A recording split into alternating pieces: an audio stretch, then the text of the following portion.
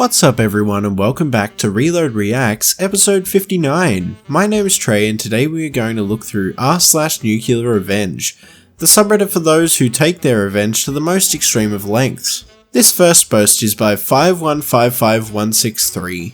2001. I had just moved to a quiet neighbourhood where my children 1 and 3 could play outside safely and grow up with neighbourhood children. It was also nice for my cats, 3, to finally be able to run around outside. After the first week, it was our first garbage day. Everything neatly in closed bags and in our own personal garbage container. In the morning, we had to place the container on the side of the road with the rest of the containers on our street. So it was there at 7 AM, after which I started cleaning my house. I had a white floor because I liked it, and that way I knew for sure that it was clean. I mopped daily. I was still extremely clean at that time because of crawling children. Then I did the shopping, and when I got home, I was in shock after opening my front door. My entire hall was full of unknown waste. Pieces of glass, sharp metal lids, pieces of food, cartons, plastics, etc.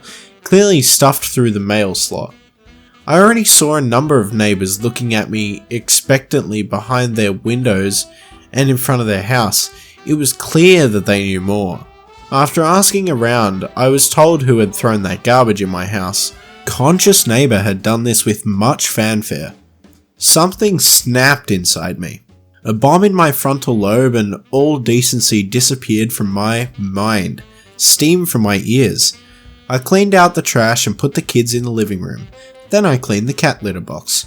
Normally, I throw the entire contents in a bag, but now I was a bit more precise. I only scooped the S and urine clumps out of the box and divided it evenly into 2 bags. Those thin ones that tear quickly. I took the bags and went to the neighbour further down the street. I rang the doorbell and kept the bags behind me. The lady opened the door with a smug grin on her face. The door opened wide and I could quickly see her hall. On the right, a carpeted staircase. On the left, the open door to the living room.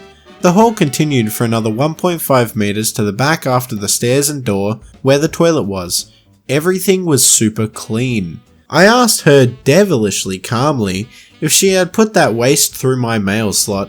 Her answer was yes, followed by the reasoning that because I was new here, that the loose waste that was lying around the place containers must have been mine because before we've lived here, that's never happened. This was the moment that all the blood vessels in my eyes burst, the calm was gone.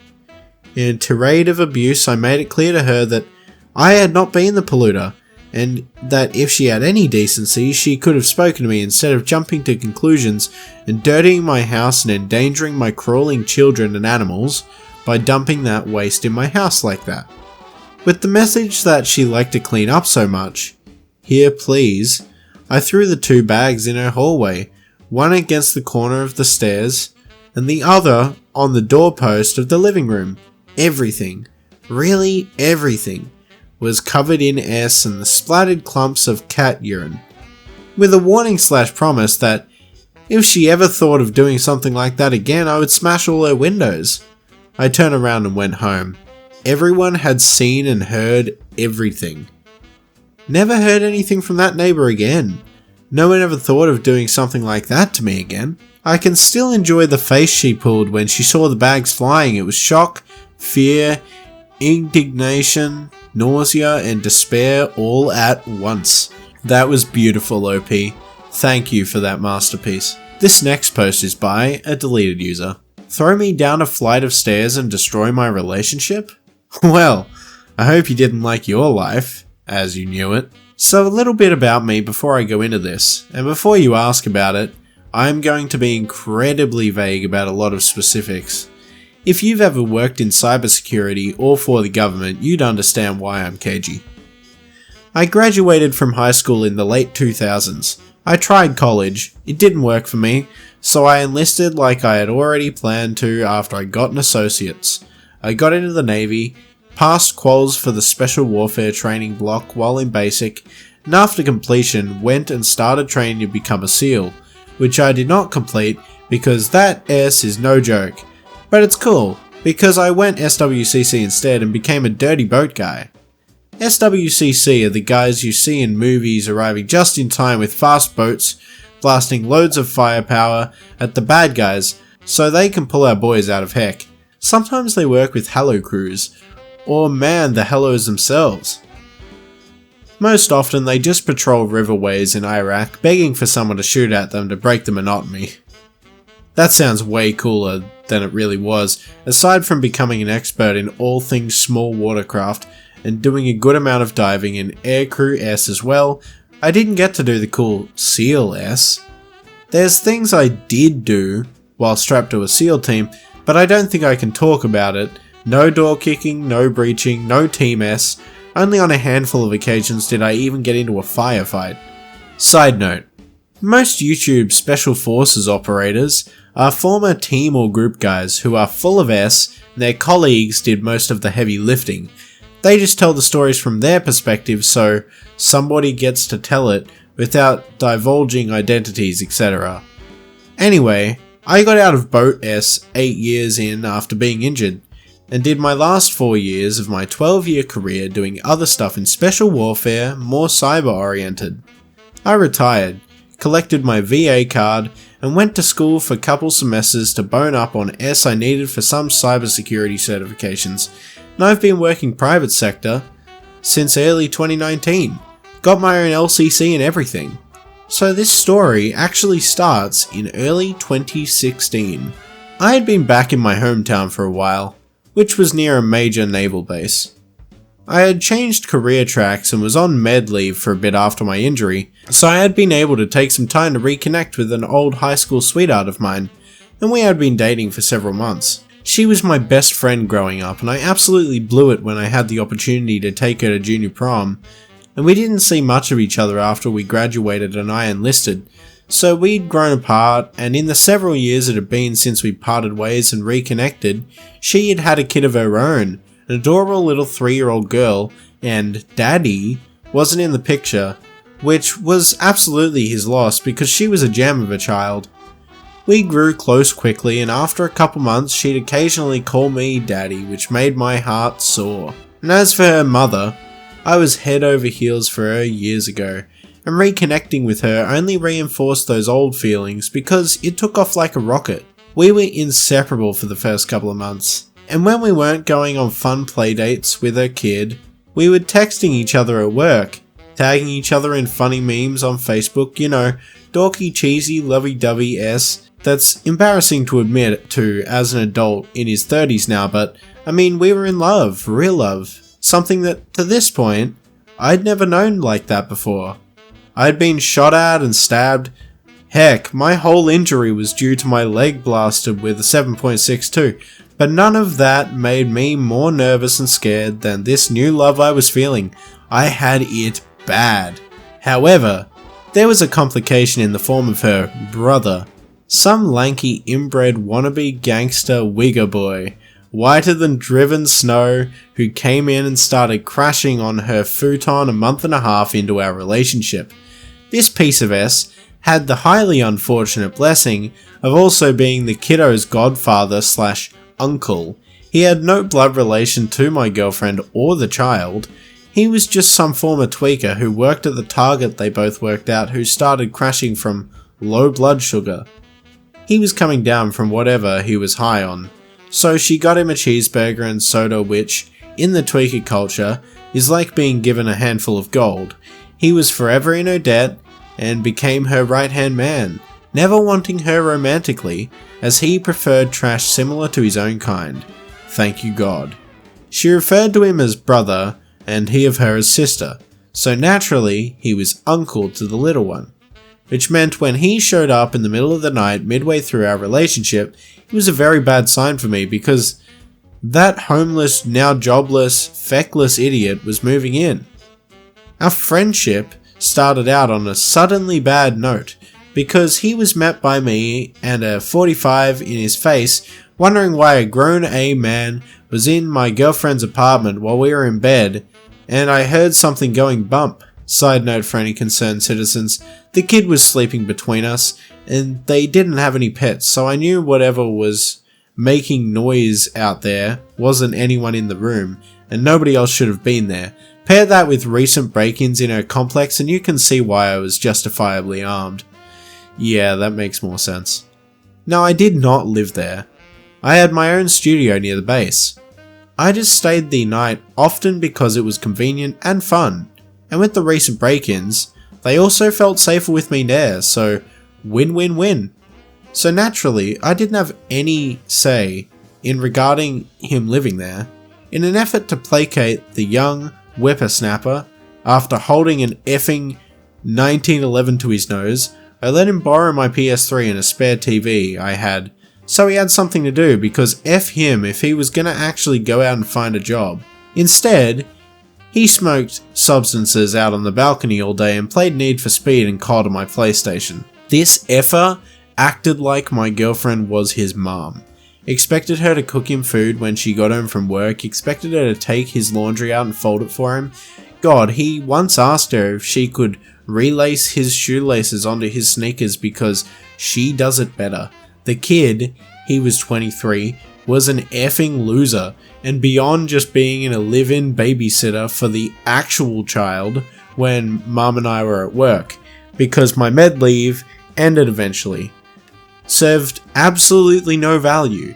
We'd come home to a messy kitchen and S all over the apartment. Numerous times he'd leave a growler in the toilet and neglect to flush, and F him for asking my girlfriend to do his laundry because I didn't always see TP in the water when I was the one to flush it. That man had an itchy a-hole all the time, I guarantee it. He was good with the kid though, I will give him that. She never had a dirty diaper before she transitioned to the potty, so good on him for actually being a little useful. And it was like this for 4 more months. Oh my. Eventually I was spending so much time over there that she and I were talking about getting an apartment together so we're not paying 2 leases.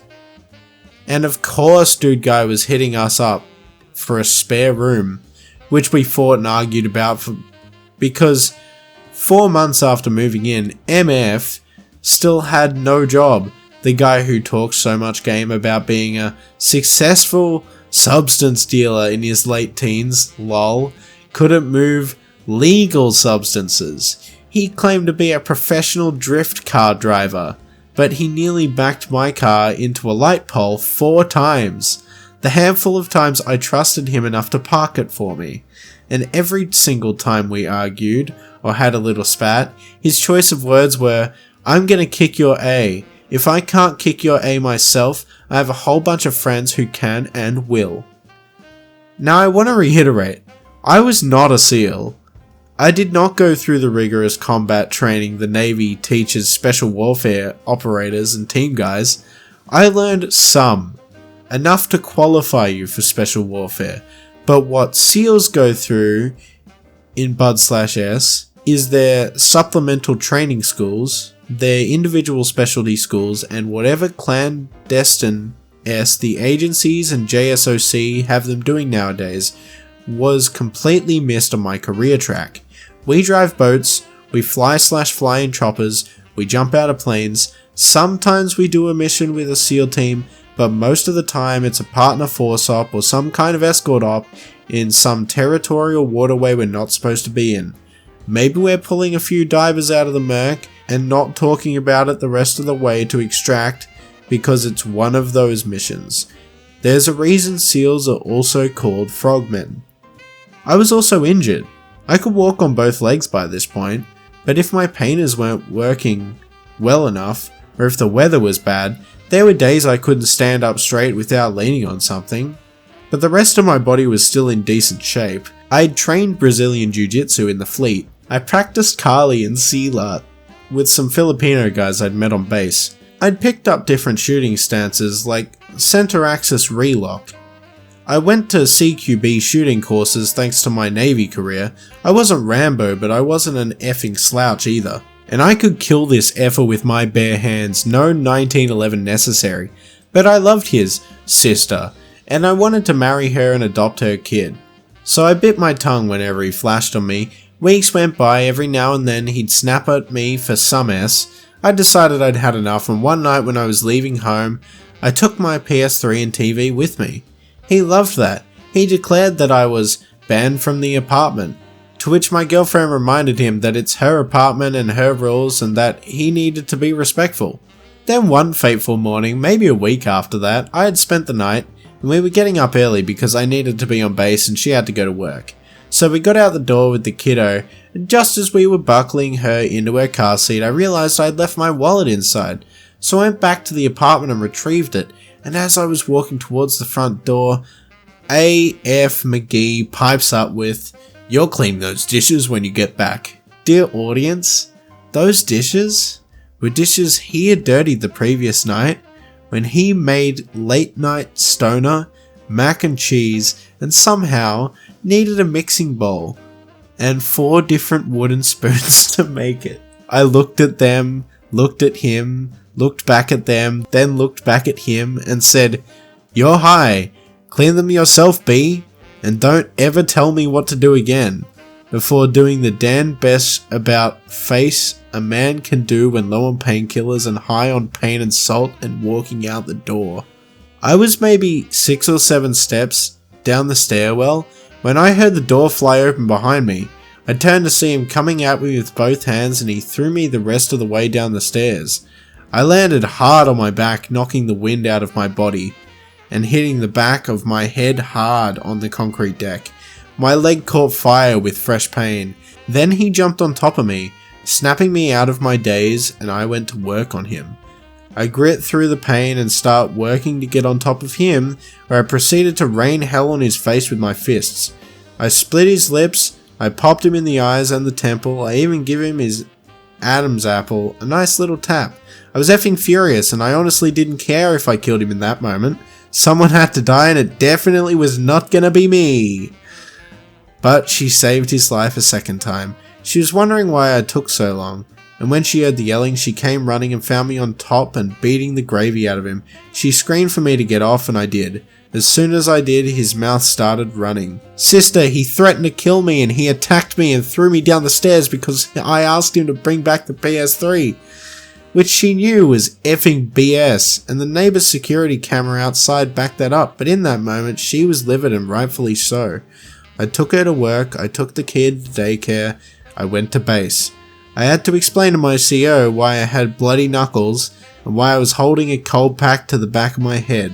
They offered to call the police so I could press charges. I told them no. My CO damn near ordered me to call the police or he'd put me back on med leave, which he couldn't do technically, to which I replied that I'd rather be on med leave than lose my girlfriend for calling the cops on her brother. It was made clear to me under no uncertain terms that I am a particularly stupid kind of a-hole and that would come to bite me in my A someday. Well, he was right. Basically, brother gave me an ultimatum that either I leave and she dumps me, or he leaves and walks out of her and her daughter's life, which, to be fair to my ex, that loser had been the only constant male figure in her kid's life since she was born, so that would have been devastating for the gremlin, and she wanted to spare her that kind of pain, which meant I got the axe. Honestly, I'd rather have taken an actual axe to the heart, because what I actually felt was way worse. It's one thing when you're saying goodbye to the woman you love, but to have to also say goodbye to a sobbing little kid you wanted so much in your heart to adopt and make your own, I don't want to meet the man who can hold back the tears from that ass. That man scares me. I went back to my apartment. I put together a little box with the toys and keepsakes and clothing items they'd left behind and waited for the right time to bring it by her work. I was a broken man, but that little effer, he wanted to kick me while I was down. Remember those friends he mentioned? Well, he wasn't lying. He did have some friends with rap sheets and bad intentions, and in the months that followed her and I breaking up, he put them to work. I woke up one morning to discover my car had been blocked up, the wheels taken off, my cat cut out, and they had spray painted slurs and swastikas on my car after bursting out my windows. The slurs didn't even apply to me. What my insurance didn't cover cost me $2,500 in repairs. Police were called, a report was made, surveillance footage was useless though. Faces covered, they wore gloves so no prints, and it's not like they were rolling out the CSI to collect hair follicles off the deck for auto vandalism. 2 weeks later, an attempted arson attack on my front door. Someone wearing a mask and hoodie lit a Molotov cocktail and threw it at my front door's welcome mat. And if it wasn't for the apartment's fire sprinklers actually working, my apartment would have burnt down with me in it because I wasn't jumping from the 3rd floor balcony. That was a way more serious crime. Cops were very interested in solving it, but again, no usable prints, face covered for the camera, etc. Then it was quiet for a month. My ex had reached out to me when she heard about the fire and I told her I effing knew it was her brother, but I didn't have any proof. She said she'd say something to him and coincidentally nothing happened again for a while, until I guess cops came around asking to talk to him because obviously I gave them his name as a person of interest. In the month, and some change since our spat, she basically forced him to find some kind of work or she was going to kick him out. So, he had gotten a part-time gig at an auto shop in town that had a rep for being the one you don't go to but find to recommend to someone you hate. They cut corners everywhere they could, so it was a perfect job for the F-Weasel. At least until the cops came looking for him one day asking about that fire. The owners didn't like having cops asking about their employees, so since he'd only been there a week or two, he got the boot. He deeply appreciated that. So one night I'm getting home from work, I had stopped at the gym on the way, worked up a good sweat, and got a bite to eat from the grocery store. I pulled into my Enterprise rental, my car was still in the shop, and walked into my apartment. Real quick, while I was over 21 and legally owned guns, and had a concealed carry permit, on days where I was on base, I did not carry my pistol. It's incredibly rare for anyone whose explicit job description doesn't include carries a pistol at all times to be allowed to carry a weapon on base. Since I'm not leaving a pistol on my car, and there weren't any places to securely store a weapon while I was working, I just opted to not take my gun with me. It's also why I did not have a pistol on me the morning SD jumped me. I was unarmed. I lived on the 3rd floor. There was a 4th floor above me and stairs leading to it. I heard footsteps coming down the stairs fast, and I turned to see 4 guys in hoods, masks and wearing gloves coming towards me. My door was open, so I dropped my groceries and tried to slam the door behind me. They got a foot in and managed to wedge through into my apartment. What followed took place during a period of about 14 seconds. The neighbour across the way after the fire got a security cam installed outside their door as well, so we know the actual timestamps down to the second. I kept a loaded pistol tucked in a closet near my front door. Irresponsible, I know, but I was younger and more naive than I am now. In the scuffle with the first guy who came through the door, I managed to reach my hand into the closet, find the gun and push myself back and away to give us several feet of space. I remember very vividly seeing all 4 men in my doorway and hallway. The first guy I had just pushed having been body blocked from falling backward and was starting to come towards me a second time. I raised my pistol. This one was a SIG P226 chambered in .40 Smith & Wesson. And just as I heard one of them shout gun, I started lining up shots and pulling the trigger. There were no limb shots, no shooting to scare them. I didn't try to wing them. Body, body, head. As I had trained, as I had been taught. The first guy went down. The second guy caught 2 of the throughs and throughs from the first guy before I plugged him in the forehead. The third guy stopped dead in his tracks before catching 4 center of mass, and the 4th guy was halfway out the door before I emptied the rest of my magazine into him through friend 3 and whatever I could see and aim at. You might be thinking, oops, that 4th guy was running away, that's murder, you're a murderer. Well, the cops didn't see it that way, and the investigators didn't charge it that way, because he lived. Now the first 3 recipients of my high velocity sleeping pills didn't. The first guy's brains were all over the second guy's brains were all over my wall, the third guy's heart and both of his lungs were demolished by my 40 S&W, he was pronounced dead on the scene. The 4th guy was my ex's brother. Of the 3 bullets that hit him, one grazed his A, the other thoroughly lodged itself in his right A cheek, and the third one hit him square in the spinal cord, right around the kidney area, shattered his spine and completely destroyed his lucrative career in competitive breakdance and bicycling. He was paralyzed from the navel down, had to have a permanent catheter to catch his pee in a diaper for what was now the most useful byproduct he was capable of producing. He'd never walk again. He'd never F again. And when he was healthy enough to be discharged from the hospital, he was locked up in prison, given 3 manslaughter charges since he was caught up the rap for his 3 buddies getting killed. He was also charged with conspiracy to commit murder, assault, battery, and he even caught the reckless endangerment charges for me discharging my firearm in an apartment complex with another apartment across the hall from the open door I was shooting towards. He was never going to breathe fresh air again. I would like to say that this ended happily ever after, that she took me back, that we got married and I adopted her little one and we had a couple spares of our own. But she didn't.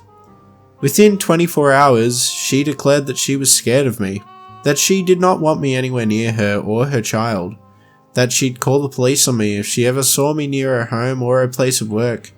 Which sucked. I liked that target. She called me a murderer. She accused me of sicking the cops on him to instigate a response, just so I could shoot him. She ignored the arson, the vandalism, the various threats he'd thrown at me in the previous months we were together. I never saw her again. She blocked me on everything. Her family blocked me.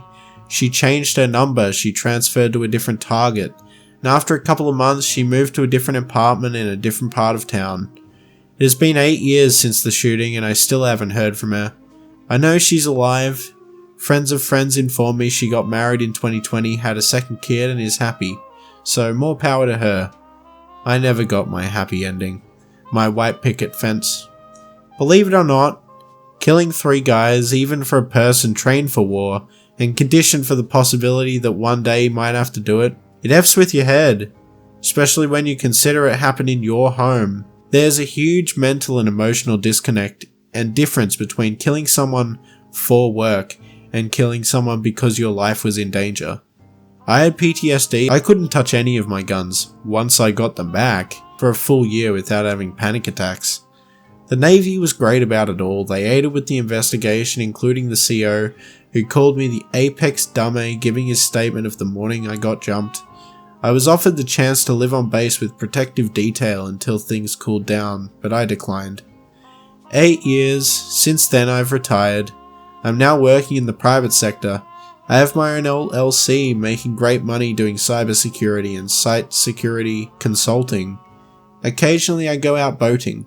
My partner of 3 years is the most loved, supportive person I've ever been with. I know they have my back no matter who tries to kill me. We're talking about having kids before we get too much older. Life's good. But you know what really warmed my heart? Just the other day, a Google alert I set up 8 years ago triggered. It was Skidmark McDip's first and last name, followed by the word obituary. It turned out someone in prison got sick and tired of the annoying white boy in a wheelchair talking so much ass and flexing on people, believing no one would hit someone in a wheelchair. They used the wheelchair to cave his skull in and used their shoes to finish him off with a few good stomps. Of course it doesn't say that in the obituary. It says he was a bright and lovable lad when he was young who fell into hard times in his early adulthood and landed in prison. The real surprise is apparently he is survived by a daughter none of us knew he had back then, so sucks for her, but I doubt she ever got a chance to know her sperm donor anyway. Honestly, that's for the best. I'm gonna say here that I wanted to read a couple more posts. One was about getting fired and reporting the business to OSHA. Another was about hunting down credit card thieves, but that was so much longer of a story than I expected that I think I'm going to have to end it off here, otherwise this video is going to be like an hour long. So I guess we'll have to save that for the next NuclearRevenge. I hope you enjoyed the stories in r/NuclearRevenge. Let me know what you'd like to listen to next in the comment section below, and also hit that subscribe button with your telepathic abilities, because I post new Reddit content every single day. If telepathic ability doesn't work, try using your right eyebrow. There are 2 videos on the screen, one of which is for the most recent video, and another is for a video the YouTube algorithm thinks you want to watch next. My name's Trey, this was Relo Reacts, and I will see you in the next video.